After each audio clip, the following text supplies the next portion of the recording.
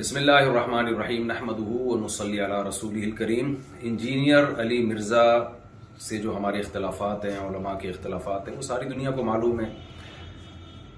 جناب انجینئر علی مرزا کے نظریات سے ہم متفق نہیں ہیں، میں جہلم بھی گیا اسی سلسلے میں، لیکن جب تک دلائل کا جواب دلائل سے چل رہا تھا معاملہ ٹھیک تھا۔ اب ایک فتویٰ آیا ہے سامنے جو بڑا پھیلایا جا رہا ہے، ایک مولانا صاحب کی طرف سے فتویٰ دیا گیا کہ جی انجینئر صاحب کا قتل جائز ہے۔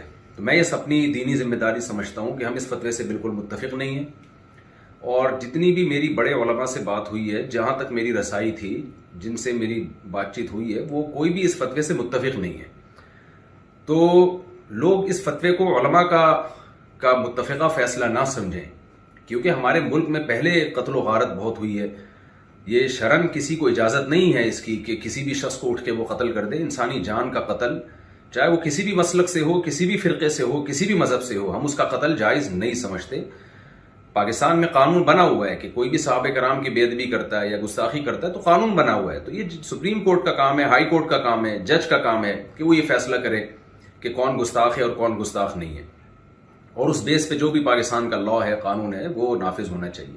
لیکن یہ جو ایک فتویٰ دیا گیا ہے کہ جی اٹھ کے قتل کر دیا جائے، یہ بالکل ٹھیک نہیں ہے۔ میرے 20 اختلافات ہیں انجینئر علی مرزا سے، میرے کیا، اہل سنت والجماعت کے علماء انجینئر علی مرزا کے عقائد کو درست نہیں سمجھتے، لیکن قتل و غارت کے فتوے دینا، انسانی جان غیر محفوظ ہو جائے ہمارے ملک میں، یہ بالکل جائز نہیں ہے۔ ہم اس کی پرزور مذمت کرتے ہیں، اور اس کو علماء کا فتویٰ نہ سمجھا جائے۔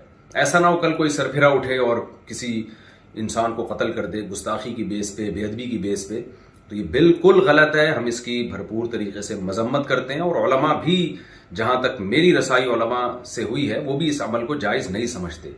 تو ملک میں امن کی کوشش کریں، اور دلائل کی دنیا میں رہ کے ہی بات کی جائے گی، اس سے آگے بڑھنے کی کوشش نہ کریں، قانون اپنے ہاتھ میں لینے کی قطعاً کوشش نہ کریں۔ تو یہ جو ریسنٹلی فتویٰ آیا ہے اور سوشل میڈیا پہ پھیلایا جا رہا ہے، بالکل غلط ہے۔ قرآن و سنت کی روشنی میں اس فتوے کا کوئی سر نہیں بنتا، اور وہ پھر یہ ہے کہ ذرا سی کسی کی بات، زبان سے کوئی لفظ نکلتا ہے نا، لوگ اس کو پکڑ لیتے ہیں۔ جنید جمشید کے ساتھ ہوا، مولانا طارق جمیل صاحب کے ساتھ ہوا، اور سیالکوٹ کا جو واقعہ ہوا تھا، ہم تو یہ جو واقعات تھے، ان کے زخم ابھی چاٹ رہے تھے کہ جناب ایک اور فتویٰ مارکیٹ میں آ گیا کہ جی فلاں کو قتل کر دیا جائے۔ یہ بالکل درست نہیں ہے۔ تو خدارا جو مذہبی لوگ ہیں وہ جنون کی حد تک آگے بڑھنے کی کوشش نہ کریں، پاکستان کا، اسلام کا امیج دنیا میں خراب کرنے کی کوشش نہ کریں۔ اس سے ملک میں نقصان ہوگا اور قتل و غارت کا میدان گرم ہوگا۔ تو یہ بالکل غلط ہے۔ لہذا میں ابھی نیچے آیا ہوں گھر سے اتر کے، صرف اس کلپ کو ریکارڈ کروانے کے لیے، کیونکہ مجھے نہیں معلوم تھا کہ اس طرح کا سوشل میڈیا پہ کوئی فتویٰ پھیلایا جا رہا ہے۔ تو دیگر علماء سے بھی میرا مشورہ ہوا، تو سب کا یہی مشورہ تھا کہ ہمیں فوراً اس کے خلاف ایک بیان ریکارڈ کروانا چاہیے، اس فتوے کے خلاف، کہ یہ علماء کا فیصلہ ہرگز نہیں ہے، نہ قرآن کا ہے، نہ حدیث کا ہے، اور نہ علماء کا فیصلہ ہے۔ اس سے ملک میں فساد پھیلتا ہے، اور اللہ تعالیٰ فساد پھیلانے والوں کو پسند نہیں کرتے۔ تو ملک میں ہر ایک کی جان محفوظ ہونی چاہیے، چاہے وہ کسی بھی مسلک سے اس کا تعلق ہو، یا کسی بھی فرقے سے، یا کسی بھی مذہب سے، کوئی بھی رائے ہو۔ دلائل کی دنیا میں آپ ضرور ڈیبیٹ کریں، دلائل کی دنیا میں آپ ضرور ایک دوسرے کو چیلنج دیں، اور اگر آپ سمجھتے ہیں کہ کسی نے کوئی کام ایسا کیا ہے جو آئین کے خلاف ہے، اسلام کے خلاف ہے، تو لا کے ذریعے اس میں پنشمنٹ کی کوشش کی جائے، قانون کا سہارا لیا جائے، جج فیصلہ کرے گا کہ کیا سزا بنتی ہے یا نہیں بنتی۔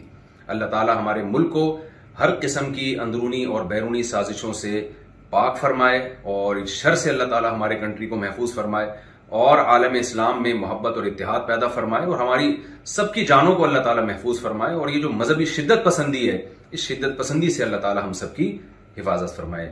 وما علینا الا البلاغ۔